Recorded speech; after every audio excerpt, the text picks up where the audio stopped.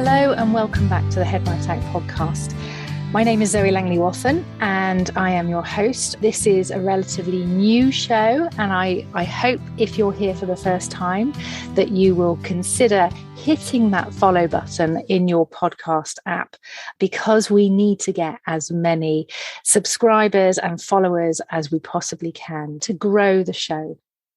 I'm really excited today because we're going to be talking to Sarah Williams, who is the founder of Tough Girl Challenges and the host of the amazing Tough Girl podcast. It's a really powerful episode. And although we're two friends and we giggle a lot and we have a little bit of a chatter here and there, we do go into some deeper stuff. And Sarah gives some really strong messages of how to look at fear and how to reframe it. We discuss why so many women seem to be hesitant to adventure and where that fear might actually come from. And Sarah talks about her passion for wanting to set up Tough Girl Challenges and the podcast way back 6-7 years ago now.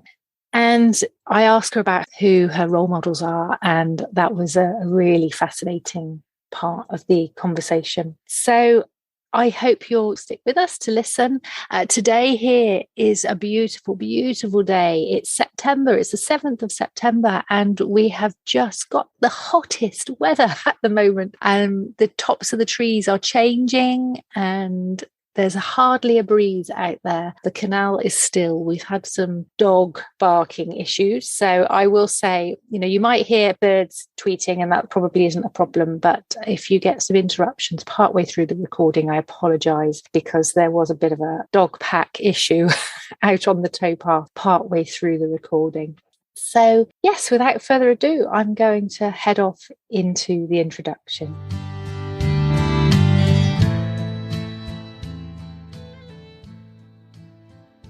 Okay, well, welcome everybody to another episode of the Head Right Out podcast.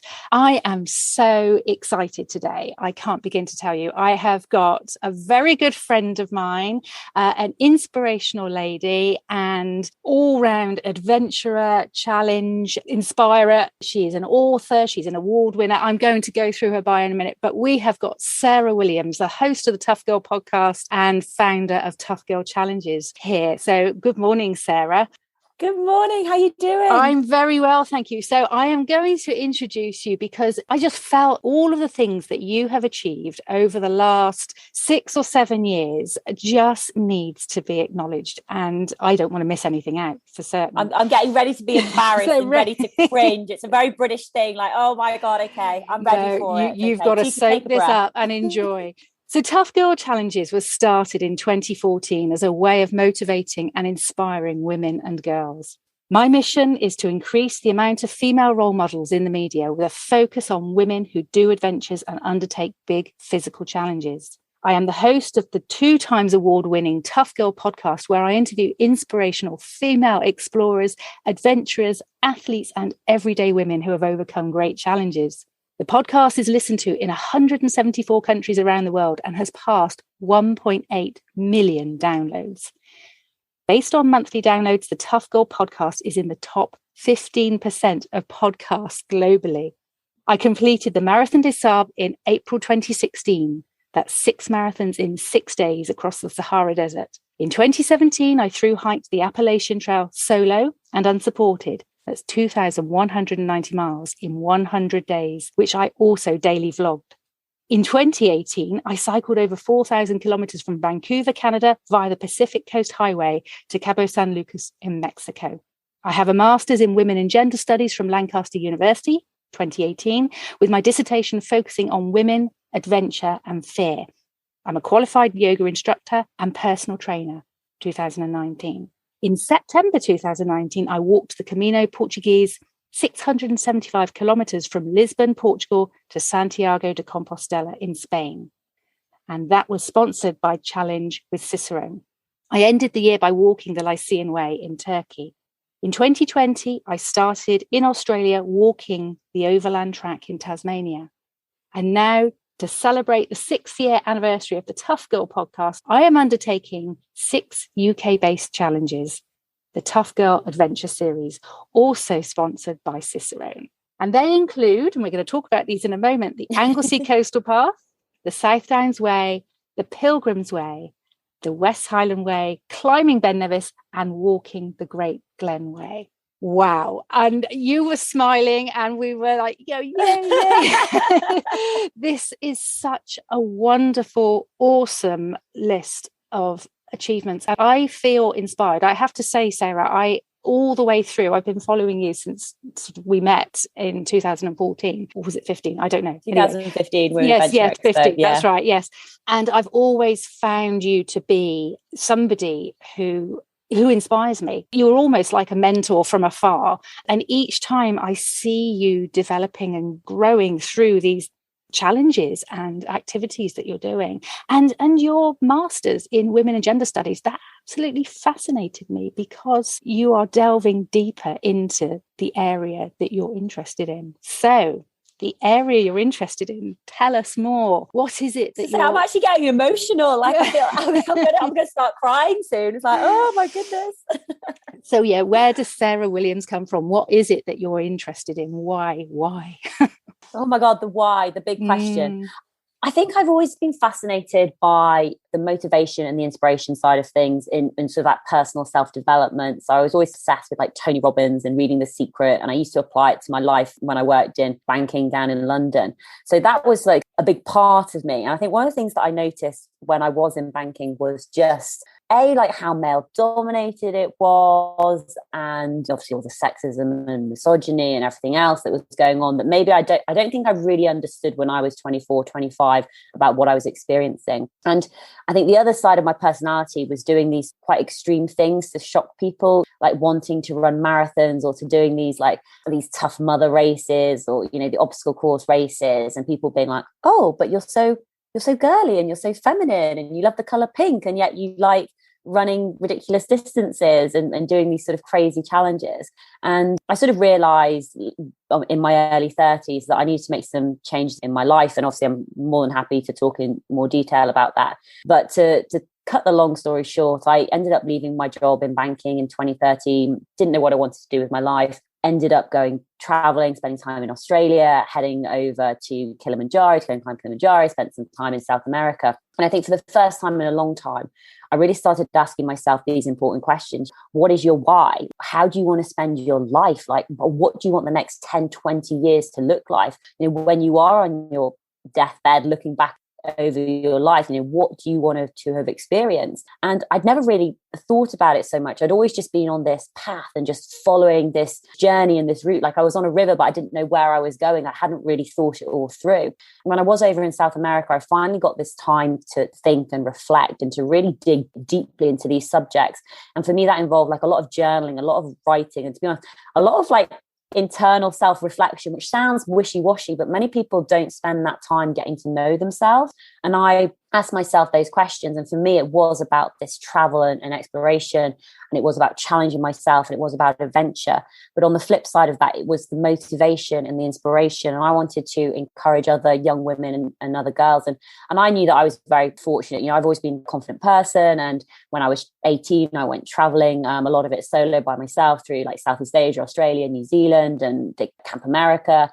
And I think that really sort of helped me positively in the business world. And I remember just interacting with a lot of women who maybe didn't necessarily have that confidence to go after things. And I couldn't really understand it. And I wanted to help them to take that next step, to be more confident and to embrace challenge, and to, to say yes to different experiences. Because I've never had a problem of saying yes. Like, you want to go traveling? Yes. You want to bungee jump? Yes. You want to, jump out of a plane and skydive? Yes. Like I would always say yes and want to experience these opportunities. And that's how Tough Girl Challenges came together. It was, my love of adventure and challenge and wanting to inspire women and girls. And it's definitely been a journey as it's evolved. Like I'm sure I've mentioned, I started initially blogging, and nobody read my blog, not even my mum, because she wasn't even technical. And as I went on and did more things, I eventually started the podcast and started sharing more voices and started taking on more personal challenges like you read out. So it's definitely been this very sort of long and winding journey. And I almost want to say at this point as well, I almost hate for people. It's very easy, I think, for now for people to look at my life and just be like, oh, it's easy for Sarah. She's off doing these adventures and challenges, and she's being sponsored, and she's got these millions of downloads. But actually, I started with zero. You know, I didn't know anything. I built my website. I didn't know how to podcast. I learned it all on this journey over the past 7 years.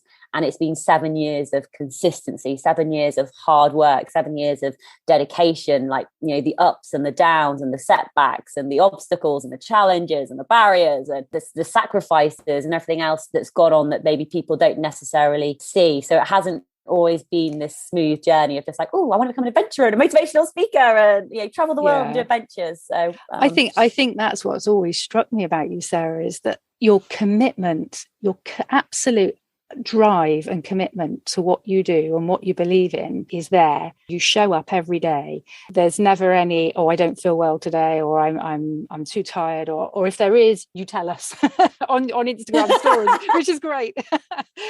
But you still, I'm having a pajama day. Yeah, that's right. But you still show up and you are still so committed. And I think those 6-7 years of hard work is absolutely clear. You know, you don't get to where you are now without having worked through that. What I'm interested in actually is that you said you've always been resilient, you've always been confident. Maybe you didn't say resilient, but you said you've always been confident. Now, you worked in a very male-dominated environment in banking, I'm assuming. And did you find that toughened your resilience, your mental resilience, or were you already resilient prior to that? I think to be honest, I think it almost broke me. Like, really? Yeah. Like, I think I was confident. I think a lot of it had to do, you know, with my parents, like being part of sporting teams. You know, I was privately educated, and there is something about privately educated. You do just build the confidence and the network and the connections with it.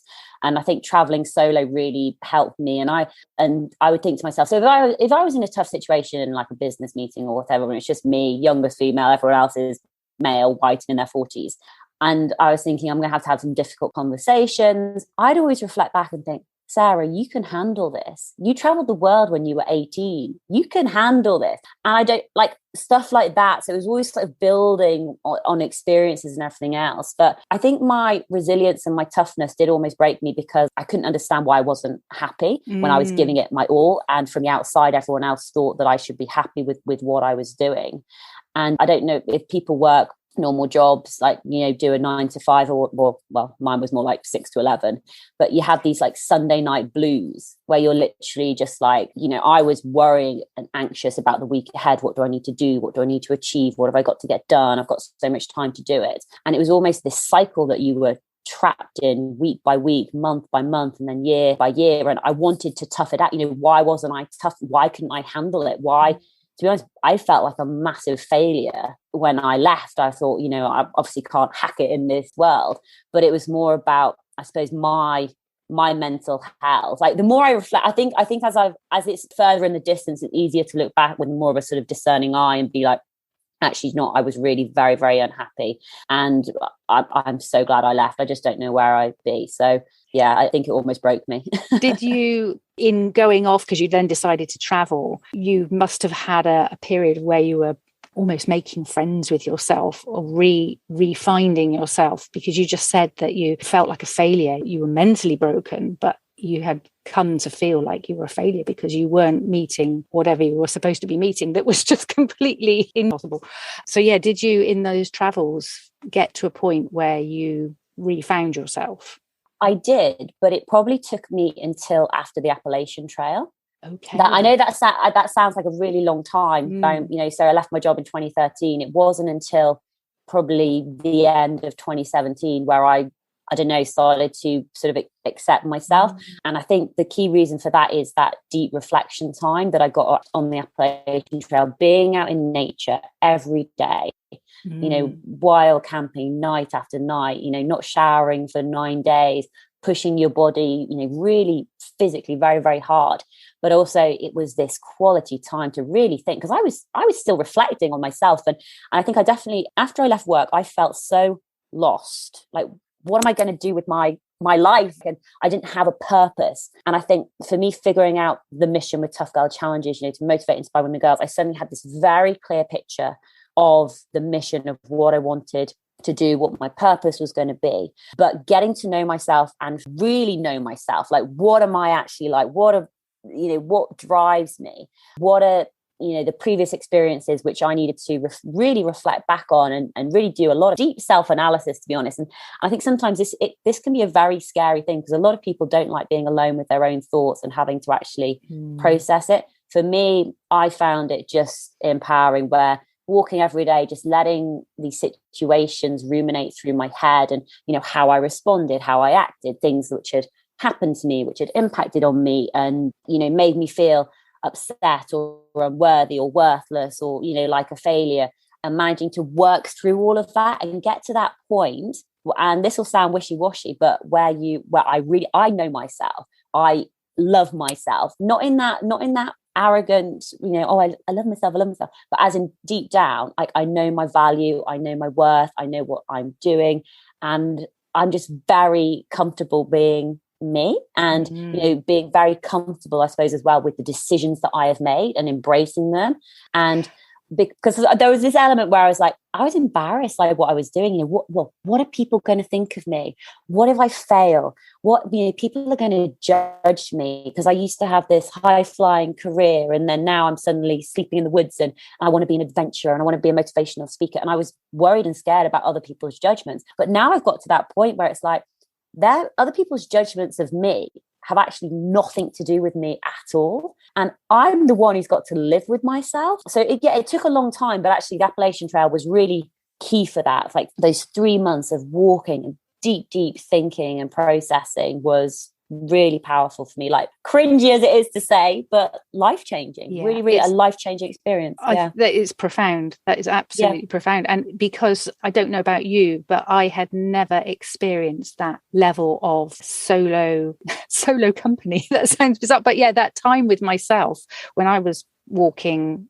my first long distance walk, and that time with yourself is completely something that you haven't experienced before, and you don't realize at the time perhaps that you're going to come away feeling differently, acting differently, with a different perspective on your life. And like you say, it's those deep analytical moments. I found I call it my outdoor medicine now, but I find that time in the outdoors is massively helpful for problem solving. So if I've got something that I'm trying to figure out, my head's not clear, or I'm writing and I'm not quite sure what I'm going to be writing next, I can just go and walk and just keep my head empty. And then all of a sudden those answers will just filter through. And it's the longer walks that seems to happen on, not the going out for a day, although it is still helpful, but it's the longer walks that is the real deep dive in. And it sounds like that's what the Appalachian Trail did for you. 100%. I totally agree. Like the outdoor medicine. Yes. I almost want everybody to experience this, like go on a long distance walk, multi-day hike and adventure, and just be alone, know that you can survive and get through it. It's because it's so empowering. And that's how you build that confidence, knowing that you can go out there and look after yourself, and you don't need to rely on anybody else. You've got the tools and the skills to do it. Wow. Yeah, absolutely that. So why are so many women in particular, do you think, then scared of trying adventure, going on an adventure? I know you've perhaps touched on this area in your master's as well. I'm keen to know where the fear comes from. I think it starts from a really young age, actually. It's sometimes drilled into girls, protect yourself, don't go out there, be careful in the dark, don't do this, don't do that. And it's almost like these micro aggressions, these micro comments. Like I still get comments now like, oh, aren't you scared of doing it by yourself? And oh, this is like walking in England or something, or going traveling. And so people's comments can get into your head, and people don't realize that you're almost like socially conditioned from quite a young age to behave and act a certain way and not put yourself in these like risky, challenging situations. And it's really difficult to be strong enough to break out of that mold. And that's not to say that I'm not scared when I go on adventures and challenges, because you do have to follow your gut instinct. But men just don't understand this. But as a woman traveling, when I even on, where was I? I was on the South Downs Way, and I was looking for somewhere to wild camp, and a guy had walked past me, and then he'd walked past the other way. And I'm now in my head thinking, well, I can't stop now. I've got to keep on walking. And so he's ahead of me. And I filmed him because I thought, well, I don't know who he is. So I ended up filming him from behind so people would have a record if something did happen. Like, this is what goes through my head. I had to keep on walking. He pulled to the side to fiddle with his shoelace. Then now I'm ahead of him, which to me felt like this psychological game. So he's behind me. I can't stop walking. I've already walked 20 miles with a heavy backpack. And now I'm having to like speed up, go faster, to get ahead. And there's this constant awareness that you need to have. Like, even in when I was cycling on the Pacific Coast Highway and in Mexico, I sort of met two guys and ended up sort of cycling a little bit of Mexico with them. And it was this mental relief, because suddenly, like, men weren't looking at me, or I wasn't having to analyze, like, everywhere I stopped, looking around, to see, right, well, who's in there? Can I go in there? Like, who's watching me? And when we sort of broke off, it all came back, and I was having to pay so much more attention to my surroundings and my environment, and to make these split-second decisions, who you meet up with, who you're sharing a room with, or who you're chatting to in the bar. Do I trust them? Am I safe with them? All of this analysis. And it is this fear. And it is, so that, don't get, there's lots of different barriers and elements that make women scared and fearful. And some of them are external and some of them are internal. I think also for a lot of women, it's for me, certainly, I obviously try not to generalize, because it is different for all women, because, look, I'm white, middle class. It's very different if you're a black woman, brown woman, from a minority. It will definitely, be completely different. And but from my perspective, it's those fears of judgment. Well, what are people going to think of me? Like, what are they thinking about me? So I think that there's a lot of different routes which sort of filter into these levels of fear, and it's never one thing. And sometimes you've just got to chip away at the one barrier which is stopping you. Sometimes it's things like it's a lack of knowledge, but that's not from a negative place. That's from a lack of opportunity, that you haven't been exposed to these things. I was very fortunate. I was doing Duke of Edinburgh when I was 14, 15, 16 years old, and so I was already sort of opened up to that world. I knew about backpacking, camping and hiking. I'd had these experiences, or if you've been a member of the Girl Guides or the Scouts, you'd had these opportunities. But if you haven't, then it's another barrier that you have to end up overcoming. So yeah, multifaceted, very different depending on the individual. But yeah, sorry, I've gone on a complete tangent there. So no, it's fascinating. And I had a bit of a teary moment there, because I know that although I had a lovely childhood where I was able to kind of run off into the fields and go walking if I wanted to, I also did grow up with those messages of, oh no, you shouldn't do that, and mind that, and watch where you're going, because these people are around, and or other things like, well, don't go near the ditches, because there's a man in there that will come and pull your legs down, and it was, these are stories that are passed on through families. And that message that I was told to me to keep me away from the ditch, that if I fall in it might be harmful. So it's told as a story, but actually that then created a huge fear in me of these still waters, because the Somerset ditches are like ditches, not like ditches we have everywhere else. They're really wide and deep and still, and they're covered with duckweed, and they're just quite freaky. But so yeah, that has only been recently that I've realized that's where that fear comes from.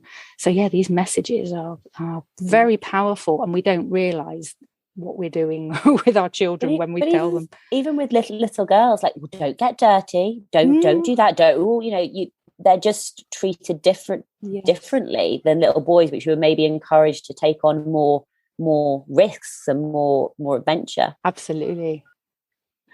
So do you have a role model yourself, Sarah, somebody that you look to for inspiration or for advice? And I mean, it might be a physical mentor, somebody that you speak to on a regular or ad hoc basis, or it might just be somebody that you follow in the media or in social media. Is there somebody that gives you inspiration? Because you are massively inspirational for us. But who inspires you?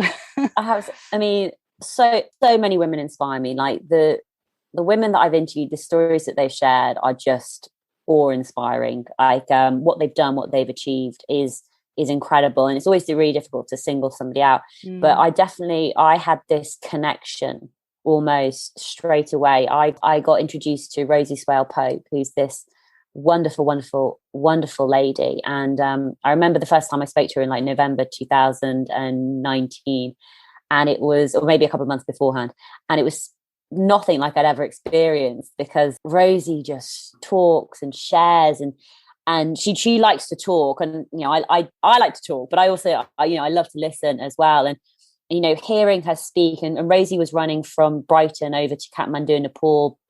At the time she was 73, 74 years young, and she's run around the world, and she's done all these crazy, amazing adventures. And we just really connected listening to her. And I think I was just so inspired by Rosie's life and what she'd done. And you mentioned the Lycian Way. So I was out in Turkey at that time, and I finished the Lycian Way, and Rosie was in Istanbul. So I was with my friend Kat, and we went and met Rosie.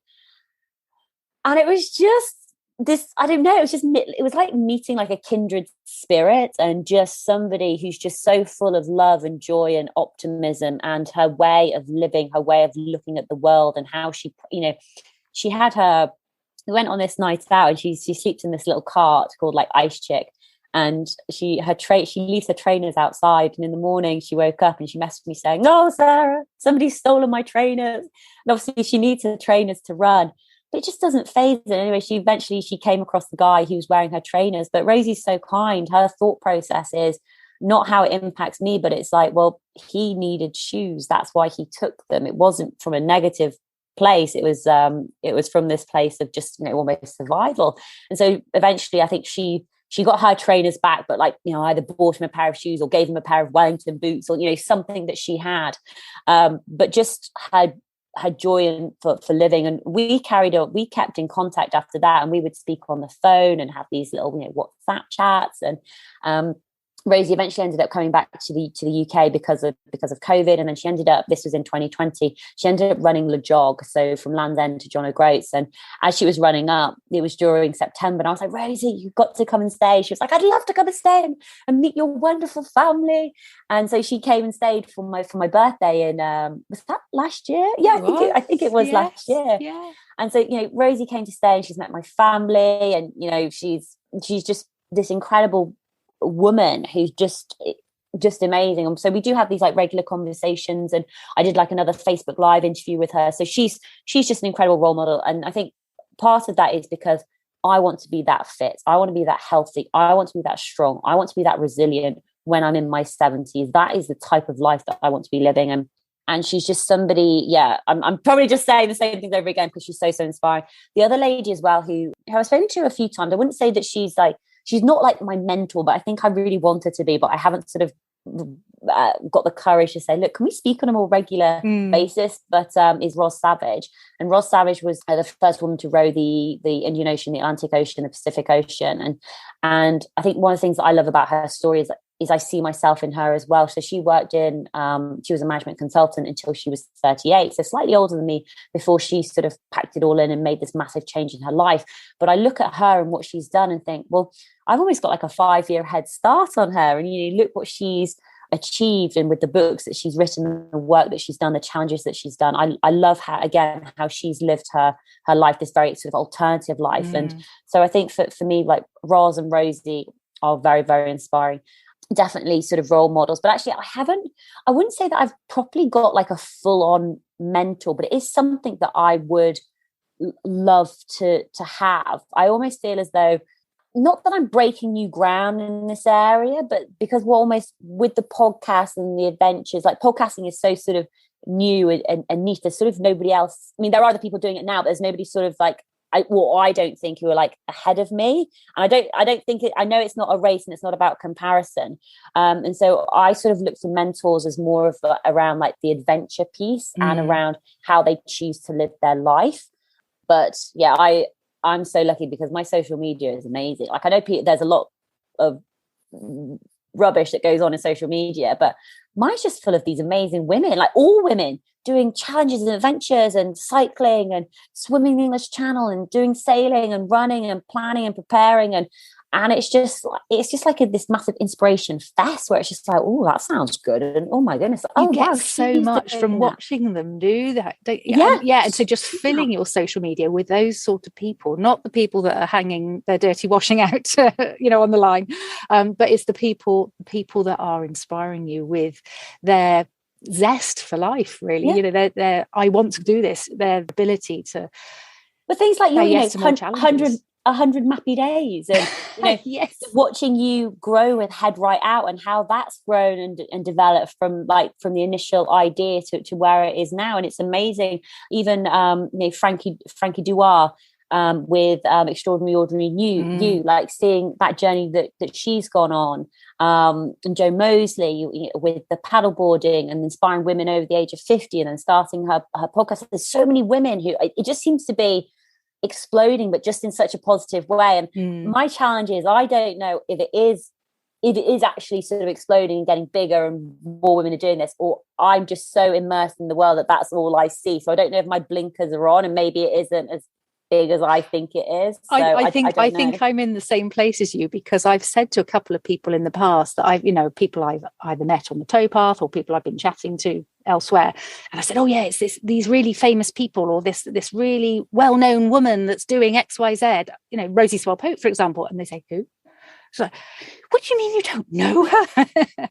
I read Rosie's book probably 4 years ago now, and then Mike read it as well, and we were just completely blown away by her. That was the first time I'd actually read or heard anything about Rosie, and yes, I've been following her ever since, and would totally agree that she is an absolute inspiration. I don't want to keep reusing this word inspiration, but it is there are so many women out there who just fill you with that kick, that nudge, that poke that you need. It's like, oh gosh, if they can do this, why can't I? I really need to be able to jump into that arena and give it a go, because there are so many things that I have said to myself in the past, oh no, I couldn't do that. And then it's like, well, why couldn't you, Zoe? Why couldn't you? So yes, and I love it that there are so many women out there that are telling us that message, that are giving us that message of support and encouragement to go ahead and do it.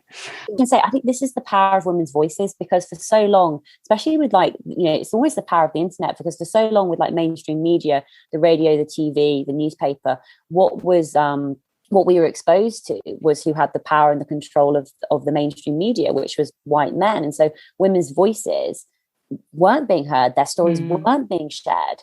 And so actually with the internet, the middlemen have been removed. Women can start blogs, they can share their social media. You can't get on the radio, you can start a podcast. Women aren't being on TV, you start a YouTube channel. You can take control of the narrative and the stories, because I want to hear women's stories. I want to hear women's voices. I am desperate to hear these things, because to think, growing up in the 80s and 90s, it was just men's stories, men's voices, history, his story, that women and girls grow up with.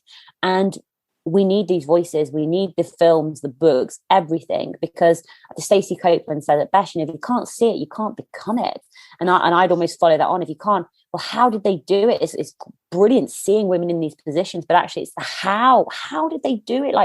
How did they pay for it? How did they decide on the challenge? What did they do when they did fail? How did they deal with all those setbacks? And so, yeah, women's voices for the win. Definitely. So even though you might not have a personal mentor, I still think that, we can have mentors that are from afar. They might not know they're our mentors, but they definitely are. So what would you say was the best piece of advice or quote that you might have ever gained from one of those women that inspire you? Is there something that sticks with you? I think one of there's a couple of things. One is about, I don't necessarily, annoyingly, I don't think this is from a woman. I think this is from a man. So somebody else who's inspired me, maybe more like the marketing side and building a business, building a brand, is this guy I think I mentioned to you, is called Gary Vaynerchuk. Yes. And the key thing that I remember thinking about was just having to think long term. Like, and I think Tony Robbins said it, you know, people overestimate what they can achieve in a year and underestimate what they can achieve in a decade. And I think that's really helped me to view things from this really sort of long-term perspective, as in, I used to be very, very impatient many years ago. You know, I decided what I wanted to go after it, and I expected it to happen like straight away. And I couldn't understand why, you know, things weren't happening. And now I probably sort of matured, or my patience level has grown to to an extent where I know things that they do take time. And so I think for me, one of the biggest things is just having this long-term perspective. So I don't think for Tough Girl Challenges, I've never thought in terms of just a couple of years. I've always thought of like, what's it going to be like in 10 years, in 15 years time, when I've got 1,000 episodes of the Tough Girl podcast, when women are like, well, I want to go to visit the poles. Okay, well, I've spoken to every woman who's been to the poles, who's alive, or they want to go and cycle the transcontinental. I've spoken to all the women who've done it, women who've, you know, they've got these stories, and we can also like follow their journey as well. So speaking to women, for example, like Anna McNuff, speaking to her after her New Zealand cycle, and then speaking to her after her South American adventure, and speaking to her after her Barefoot Britain challenge. So there's almost this historical journey that can be tracked as well for these women to see, look, they didn't just end up climbing Mount Everest. Like, this is how they started. This is their journey. This is their progress. And so thinking long term, being patient, I think that's probably the best advice that I've ever heard is, you know, be patient, show up every day. There's a great book as well which sort of links in with this. It's called The Slight Edge, and I always forget the author's name. Jeff something or other. We can find it. Yeah, but it's basically about being consistent. Like you said at the start, is showing up every day. It's you know, putting out the episodes, putting out the content, being proactive on social media, engaging. So I've said that again, but yeah, being patient, thinking long term, I think is incredibly powerful, because, you know, even, you know, head right out, where are you going to be in 10 years time? Like, it's amazing to think about, you know, with the podcast now. So in 2021, you know, you could have I'm trying to do my mental math, you know, one episode a week. Like, you could have 500 episodes out. You know, that's more women that you've connected with and shared with, and more stories that have been told, the more voices that have gone out there. And I think that's sometimes what keeps me going, is that thinking long term, and also thinking about like the legacy I want to leave behind. So that legacy, what you were saying then, it's, you know, something just clicked in my head, and it wasn't the word legacy, but it was like library. It was wealth of information. You know, you're not just inspiring the women of today, it's the women of the future. It's the young girls, it's the children that haven't even been born, and having that hub, that place that people can go to hear those stories, that wealth of information is just absolutely imperative. We need that. We definitely need that. I didn't know that about like the Appalachian Trail or the Continental Trail Divide, or that women could go and cycle the Pacific Coast. I didn't know about these adventures and challenges. And now I think growing up, hopefully these young girls who are, you know, 17, 18, and maybe want to take gap years, or, you know, making these decisions about their life, they can listen to these women think, actually, you know what? I don't need to go straight on to university. I don't need to get a job doing this. Actually, I can follow my passions and my interests and have faith that it will all turn out right in the end. And yeah, it's exciting for me that girls are going to grow up with these voices, and also being able to see their role models on TV and watch them on YouTube. I think it just opens so many doors. So yeah, definitely. It's exciting, really exciting time. And you are definitely flying that flag, Sarah. So fabulous. Right, I'm going to switch now into a different tone. So I turned 50 this year. And there is also another big birthday this year, in the same year. In fact, this week, we are recording this today. Is it the 8th? It must be. Yes, it's the 8th of September today, 2021. And in 2 days' time, there's a rather big event happening, Sarah Williams. Sarah, what happens on Friday? Well, it's the 10th of September and I'm turning 40. Yay! Yeah. It's amazing, and I'm so happy and content and excited, because also I don't know how turning 30 was for you, but for turning 30 for me was just the most horrendous experience. Like it was awful. Like I wasn't where I wanted to be in my life. I just, felt like this massive failure. Why aren't I married? Why don't I have kids? All of this sort of thing. And obviously I wasn't very content with other areas of my life. And for me now, like turning 40, to be honest, I think it's a real privilege to age. Like I've really thought about this a lot, especially, when you lose friends, when like I lost a good friend, like when I was 18, and, losing friends throughout the years, and you think, wow, it's a privilege to get to this age. It's a privilege to grow older. But even more so, it's where my life is now. So things that I dreamed about, all those years ago when I was in South America on these buses about the type of life that I wanted to lead, I am leading that life. Like I have designed this life that works for me, and I do get to go on these adventures and challenges, and I can work from anywhere in the world as long as I have Wi-Fi and a laptop and a mobile phone. I'm super good. And so I just feel so content, happy, joyful, just in a really, really good space, and just really excited about the next decade, like just wanting to be strong, fit and healthy, and spend the next sort of 10 years just really maximizing life and challenges and getting out there and just living life to the full, and living life on my terms, and having this freedom of choice and freedom of where to go. It's so, yeah, turning 40 is just it's an honor. Like I'm like, I don't know, like that makes me so happy to hear, because there are so many women that I see it on social media. They're saying, oh my gosh, I'm hitting 40, or oh my gosh, I'm hitting 50, particularly this year because my school year, we all hit our 50th this year, or kind of end of last year. And for the most part, most people are enjoying it and realizing that there's absolutely no difference. But, there are some that like, oh my gosh, I'm over the hill, or and it's just trying to say to them, no, you're not. This is just the start. This is the start of the next chapter, the next stage. And what you've done is you've set yourself up to transition into that stage with a positive attitude, and with making sure you've got all your tools there. And it's such an exciting time. And that's what really, I wanted to have you on the podcast ages ago anyway, but I had decided in my head that I wanted to interview midlife women, midlife and up. And you weren't 40 at that point. And I thought, well, here we go. This is an ideal opportunity to introduce you to midlife and introduce you to other midlife women and other younger women who are going to be looking forward to coming into midlife, with such positivity.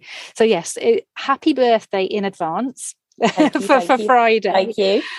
So let's talk about then what you've been doing for the last couple of months, actually for the last month and coming on into September. So I know that your series, your adventure series, is to celebrate the 6th birthday of the Tough Girl podcast. But I'm assuming it's kind of around your birthday as well, to help celebrate your 40th birthday. Would you like to talk? Well, I've got something else for my 40th, which I haven't shared, but I can share that with you. Oh, that's exciting, a nugget. It is. It's a real gem, actually. But also, wouldn't it be amazing if when we speak again, maybe in like 10 years' time, when I'm turning 50, to be able to reflect back on like the next sort of 10-year journey? I think that will be so exciting. We'll aim to do a birthday bonus every 10 years. Yes, that would be incredible, because it would just reflect on the journey. But the Tough Girl, obviously 2020 was just such a tough year, and I very fortunately I started my year in Australia walking the overland track, and then in March I literally flew back into the country before everything sort of got locked down. And so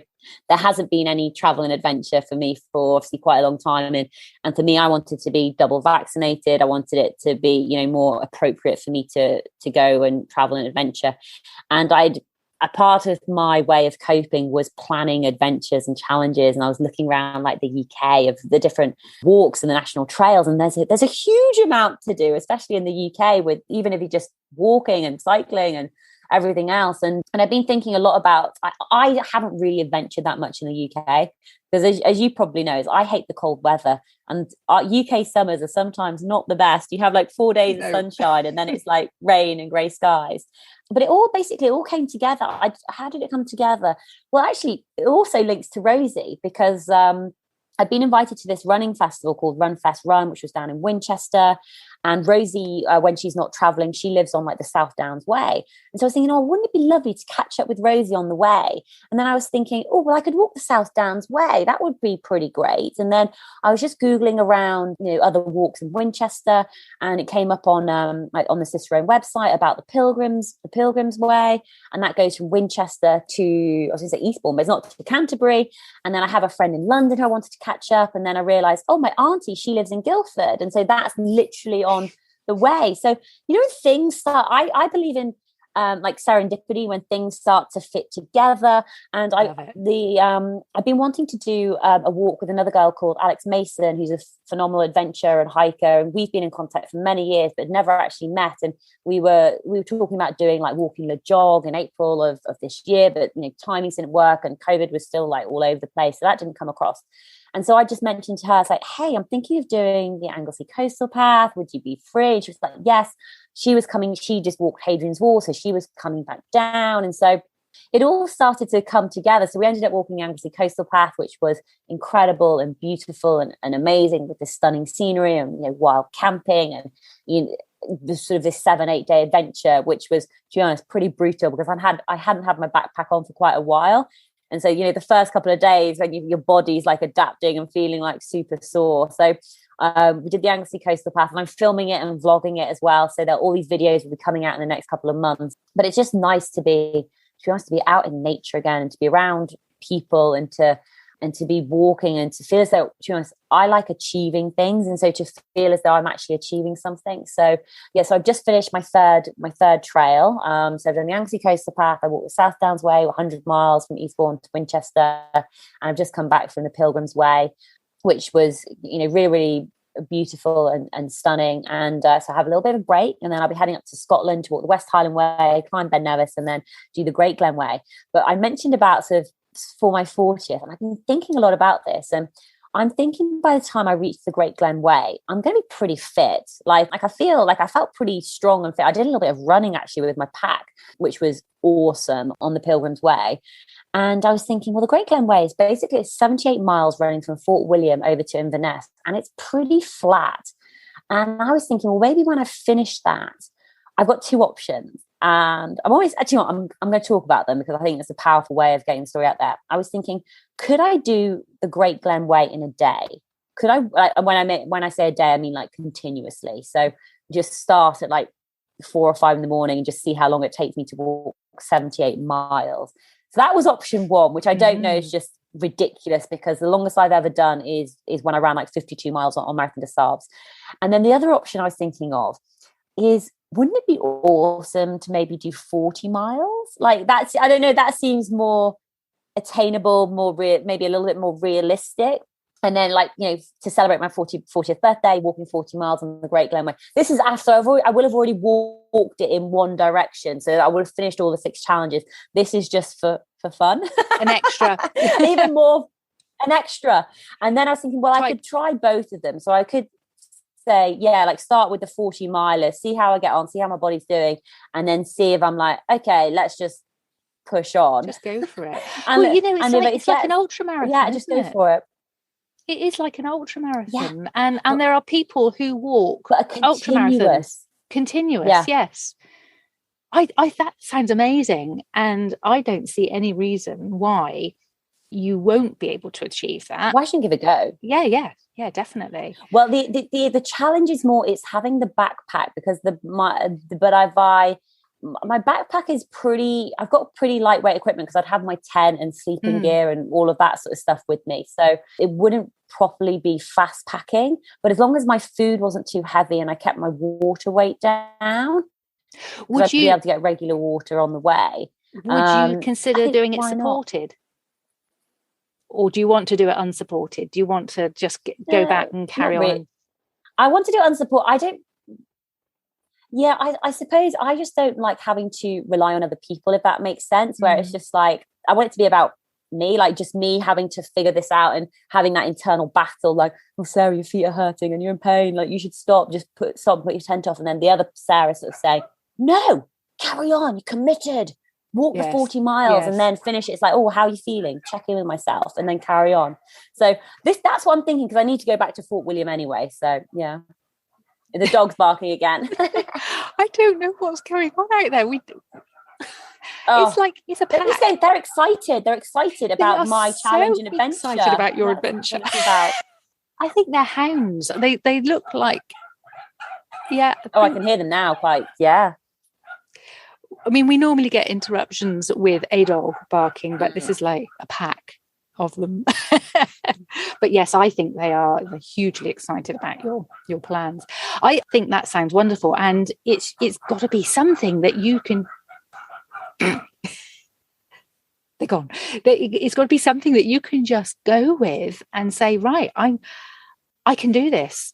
And then at the point where you think, actually, you know what, no, I can't do it anymore, like as you said, you can then battle, you can negotiate, you can self-coach, you can talk yourself through. And I think that's, as we both know, that's where the biggest learning in our lives happens. And we could say that Sarah Williams has done X, Y, Z and ABC, over the last 7 years of challenges. What more has she got to challenge herself with?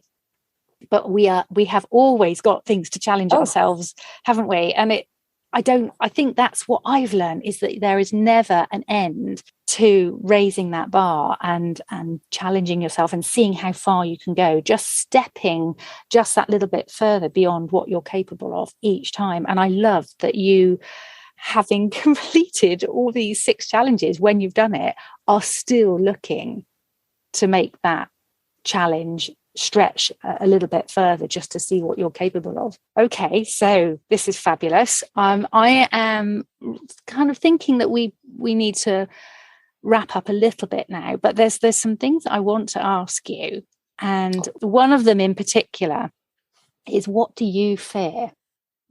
Because Sarah that I know is resilient, she is confident, she's a go-getter, she's I'm gonna do this, I'm come what may, I'm going to have a go at this and just see what happens. But are there things that you fear, and if so, how do you deal with them? It's such a good question, and I do think about this a lot, and I don't know if I necessarily have fears, or it's more like I just have very strong dislikes. So I hate being cold and wet, but it's not a fear of mine, like, because I've been cold and wet and I know I can handle it. I just really dislike it and find it very unpleasant. It's not something that I would ever choose to do, but like on the Anglesey Coastal Path, like it rained for 3 out of 4 out of the 7 days or whatever.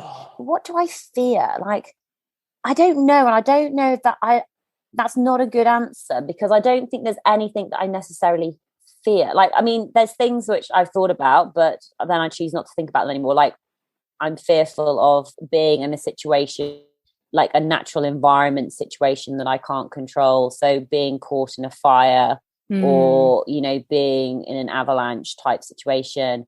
Yeah, I think it's in terms of things which you're in the wrong situation at the wrong time. For example, if you were at, Everest Base Camp when the earthquake happened, I think, but again, am I fearful of that? Because also that's something I don't have any control over. So there's no point being fearful of something I have no control over.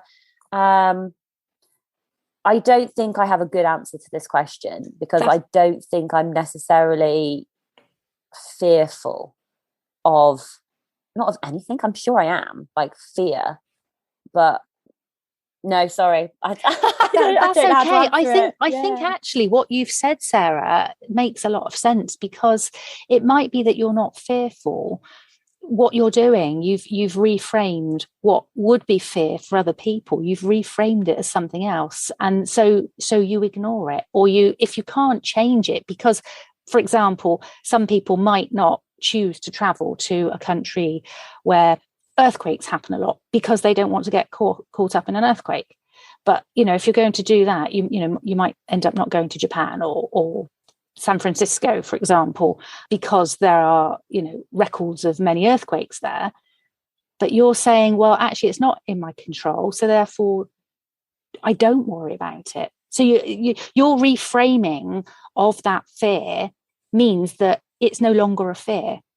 I think that's pretty accurate, actually. Yeah. Because there are situations that you can end up in, which it's just bad timing. Like you're in the wrong place at the wrong time. Like we were talking about this the other day, actually, when I was 20, I was over in New York before the Twin Towers. So I was actually in right opposite the buildings when they came down I was in New Jersey, and I was meant to be flying out on like the 12th of September, and couldn't actually get in contact with because all the phone lines were down. Wasn't able to connect with my parents, was stuck in like the New Jersey side. Like, what do we do? And I think I was too young to really sort of understand it, but that's wrong time, wrong place. Like, and you've got no control over that. The only thing you can control is like your actions, maybe like around how you respond to the situation. Sounds to me like you've got a good toolbox. You've got everything, all the equipment you need in there to handle what life throws at you, and I think that's really healthy. I hope so. No, it's amazing. Okay, so the final question, and this is the question that I ask everybody, Sarah, is: do you have a head right out moment? I'm collecting moments. I'm collecting scenarios or situations where you've been in that place where you've really had to step out your comfort zone. It might not have been something that you were frightened of necessarily, but have you had to step out of your comfort zone? And are you able to kind of recall and retell that for us, for the benefit of our listeners? Yeah, I think so when I first started with Tough Girl Challenges, I wanted to sort of launch myself onto the adventure scene. And one of the ways to do that is to take on this big, scary physical challenge. And like I mentioned before, I'd run multiple marathons before. I'd run London Marathon like 5 times. So I knew that 26.2 miles was massively inside my comfort zone. But running further than that and running multiple back-to-back marathons and across the Sahara Desert was something which was so far outside my comfort zone. That, it scared me. I got the butterflies in my stomach. But my head right out moment was how I messed up. So the first time round, I was meant to do this in 2015, and I ended up overtraining, chronic fatigue, bedbound, like my hair was falling out. I had severe acne on my face and my shoulders.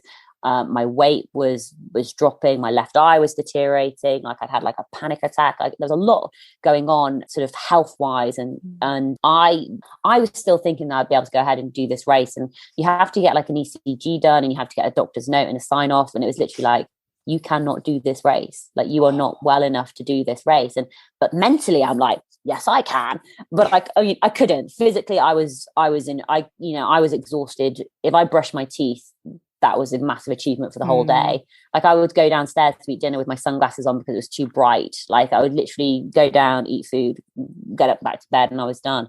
But for me, the head right out moment was once I was better, living with this fear that if I pushed myself physically too hard, that I was going to revert back to that space where I was.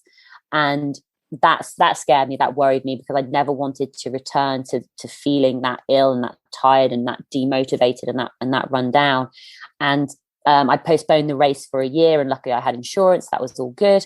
But going for the race again, for me, it changed in my head the space where I wanted to be. It wasn't about finishing the race. For me, it was actually just getting to the start line, fit, strong, and healthy. And that was a key moment, just getting to the start line.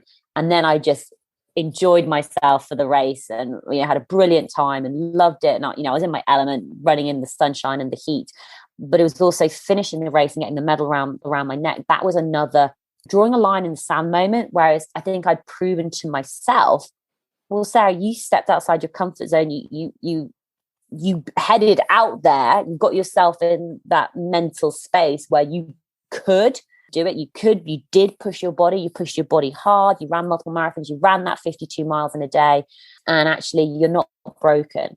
You're still fit. You're still strong. And actually, this is your new starting point. This is your new your new life that you want to build. You can do big physical challenges.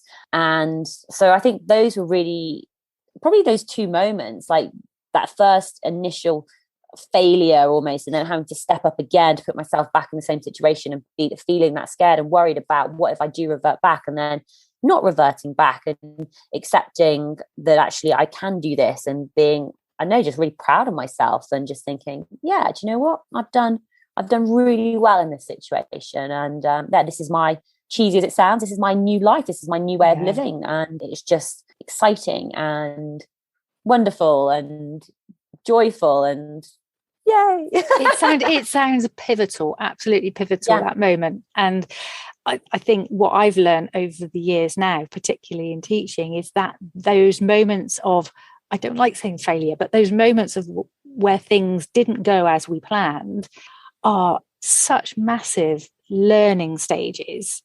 And so many women and girls don't want to face those. They don't want to be in touch with that failure side, that they don't want to feel like they've, it's all gone wrong. But those are the most important times. And what you've just recounted to us is that is a building block for success. And so many times, we have tried to do something and it's not gone the way we wanted it to. We have then just gradually built up to a place where we can, because we've then got the knowledge.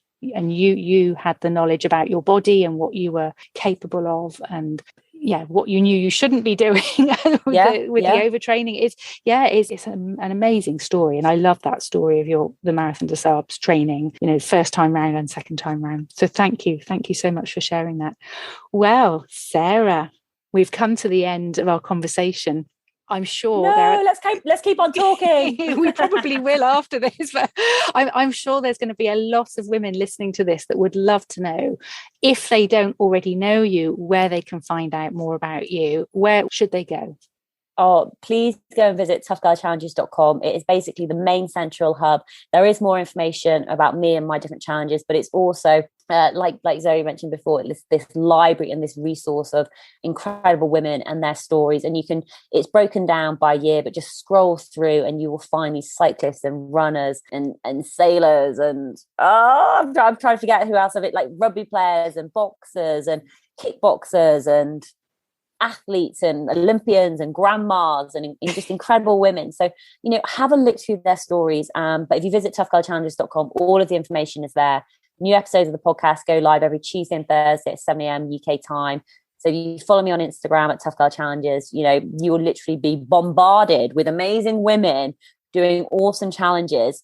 So if you're needing that little bump, that little added extra inspiration and motivation, then you can find it on the Tough Girl podcast, and it's all free to listen to. So Brilliant. There's probably over 470 odd episodes now out there. So amazing. That's a lot of me, a lot of my voice, a lot of my content, and a lot of other people as well. And it is fabulous. And this is my opportunity to say thank you to you, Sarah, for starting me off on my podcast journey, because you introduced me to listening to podcasts. You then introduced me to speaking on podcasts when you invited me to come and be a guest on the Tough Girl podcast back in 2017. I think that was, and then again a couple of years later, and then you kept encouraging me, and just sowing that seed that I could do this myself. You should start a podcast. You should, and you just kept telling me this, and eventually, it's like, yes, I've got to do this. So thank you, Sarah. I've got you to thank for this. Well, no, thank you. And massive well done on starting your podcast. I'm so proud of you. I was just say, I always remember I ran that workshop in 2018, and I remember hearing you speak for the first time, and I was literally just blown away by your story and your voice and your storytelling. And even then I was thinking, you have to start a podcast. Oh, bless you. Thank you. Well, Sarah Williams, thank you so much for coming on the Head Right Out podcast. I nearly said the Tough Girl podcast then.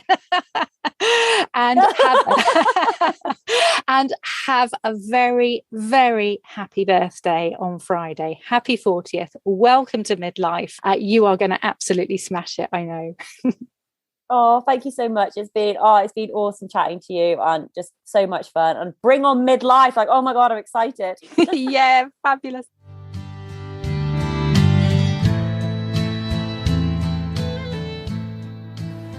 My goodness, I hope you enjoyed that episode as much as I did.